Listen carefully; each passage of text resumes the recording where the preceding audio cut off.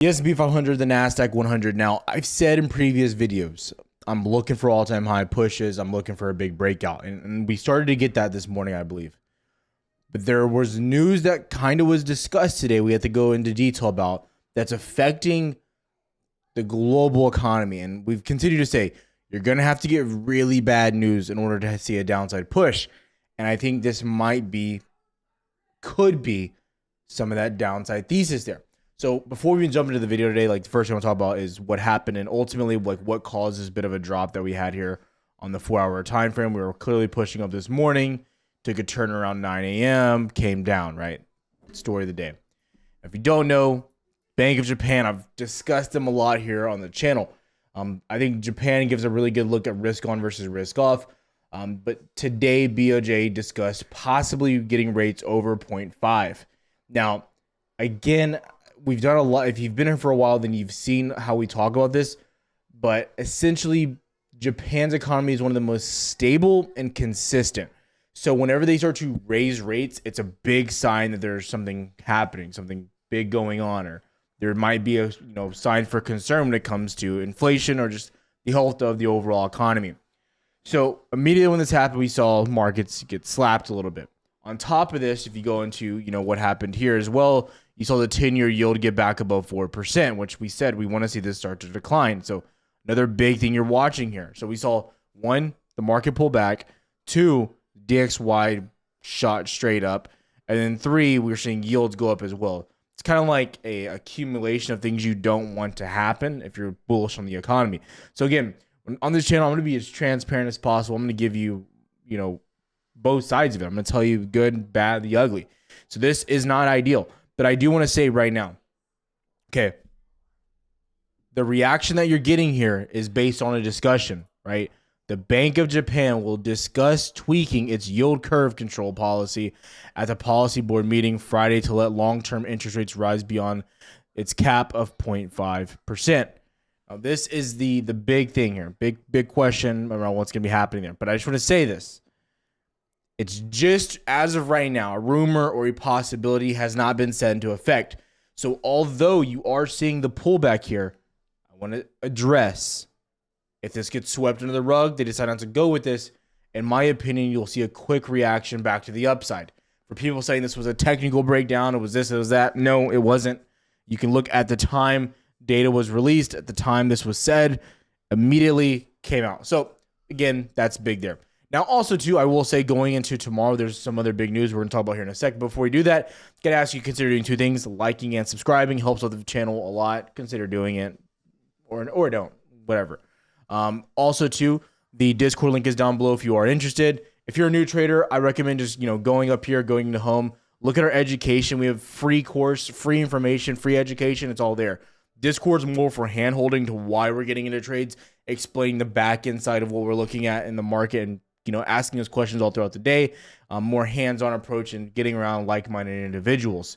But I also do want to say, if you're not following us on Twitter, I recommend doing so. This is my personal Twitter here. So every day, around 30 to 45 minutes after the YouTube video, I will be going live on a space call on Twitter. So you can jump in there, you can ask questions, you can request to speak, or you can just listen to us talk about what happened on the market and a quick 30-minute rundown. But again, those are only as long as you guys make them. So if you guys tune in and ask questions, I'll be on longer. But again, free, 100% free. Just make sure you're tapped in and you'll get a notification on Twitter. Let's get back to it. So when we look at the Nasdaq, I do want to say, someone asked today in Discord, and I've been out of town for the past day and a half, 2 days, give or take. And people still ask the same question. Tyler, where's support? Where's this? Where's that? Well, if you're in the newsletter, one, which is free, the newsletter link is down below as well. Then you know where our support are. If you are in the Discord, you know the support is. Like, you're on Twitter, you know the support is. Because these levels don't change. Surprise. So we look at 15.47, previous local high here. That's where you're at. Okay, there's nothing really crazy going on. Not the best daily candle, as you can see here. But I do want to say, the daily candle, in my opinion, is not based on technicals. This is all based on fundamental viewpoints. And people addressing, well, Tyler, you said the market's going to go to all-time highs. Again, in a perfect world, yes, it would have. Bad news came out. It is what it is. And you know what? I have to say it. I was wrong for not expecting something like this. But this is the part of the market where I say about fundamentals. You can't always anticipate fundamental news to come out like this, especially when it's surrounding a foreign country. Okay, it is what it is. But again, I will say from a technical viewpoint, you're still clearly above support, previous highs there. You go into ES, again, you get a better visual here, right back down into that said demand, bouncing out of it once again. So far, buyers are trying to show up. Dow as well, back at previous highs here. Again, same thing happening here. You did have a really nice Russell breakout today, and then again pushed right back down. And that was looking incredible. But it's still, you're seeing everything kind of breaking out and then get kind of rejected back down based on this news. So what I need to see here, especially from a bearish point of view, if I'm going to start turning bearish based on this news, I need to get a few more days of data. I need to see if we're actually going to hold to the downside, if volume will start to increase, if we start to see, options, open interest start to decrease on the call side. There's going to be a lot of things we have to look at, okay? But I've been saying if we're going to get downside on the market, really bad news has to come. And BOJ discussing raising rates beyond that point is a major cause of concern and can just kind of hinder and just not generate a major pullback, but really generate a massive slowdown. I want that to be really clear. It's also important to know that with what China is doing and how big I've been on China lately, China is stimulating their economy by all senses of the meaning, right? They are 100% pouring gasoline on their economy, trying to get that thing going, trying to get the fire started. So it's an interesting situation that we're in, but again, I still like where we're at. Definitely an overreaction in my opinion. Tomorrow morning, though, just so you know, investing.com, I recommend that you guys have this. It's absolutely free. I'm not sponsored by them. If anyone on the news side is looking to sponsor someone, please reach out to us because investing.com, I like them. It's free, but, it's always nice to get a little bit, a little money shoved your way for giving plugs. Anyways, going into what's happening here with our news into tomorrow. Core PCE will be dropping. Now, if you remember, CPI was fantastic. It was so good that Powell said CPI and inflation data readings have been awesome. So PCE coming out, if it comes out strong, again, I think it just fuels the market for a continued move to the upside. I'm going to continue to say that. But on top of that, you have Michigan inflation expectations at 10 o'clock as well. So, an hour before market open and then like 30 minutes after market open, you have more news coming out. Again, data stacking in. This accumulated could kind of negate, in my opinion, some of the kind of talks we're seeing out of Japan. We also need to wait. I'm just trying to make this video as long as possible, but I got to get it done today. You need to see what Japan also says regarding this because they're going to be discussing it literally in the next few hours. So again, tomorrow's video will be more detailed about that or my Twitter, so make sure you're looking out for that. But this right here as well can you really kick us back into gear. So again, data so far has been good. I'm playing it by ear. Again, before we even talk about any stocks, I want to say right now, I continue to say it. Every position that I'm looking to play, trade is over 3 months out, around 4 months out, going at least into December. So just know that. I'm not playing short-dated contracts because there is a lot of indecision and we have not confirmed the breakout. Okay? And giving you just a little bit of like food for thought on these plays, just the Apple play that I've been in. Like Apple's kind of been the one I've been in like the longest of the past few days. The contracts we got on Apple were about $6.40. Those today were over $8 near the beginning of the day. So you are still making good money. Almost give or take, I believe that's almost, I'm trying to do like rough math. It's like 25% almost. Still great money you're making on these contracts. So I just want people to be aware of where we're at and how we're moving. And you still can make a lot of money on dated contracts, as well as provide yourself with a lot more safety on those contracts as well. Food for thought. Do what you will with that. That's how I'm trading at least. So again, looking at the market, I think you're at an area where you're waiting to see a reaction. That's the biggest thing I can say right now.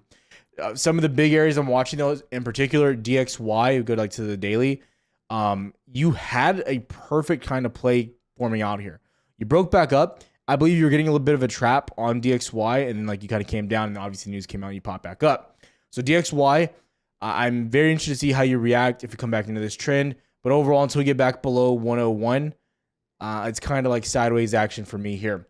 The yields already kind of gave you the rundown there. The 2, 5, 10, they're all pushing back up today. Worth mentioning, inversion back at 99%. So again, the inversion, you want to see this drop. You want to see it come down. But until this gets cleared up, you anticipate pain on the horizon there.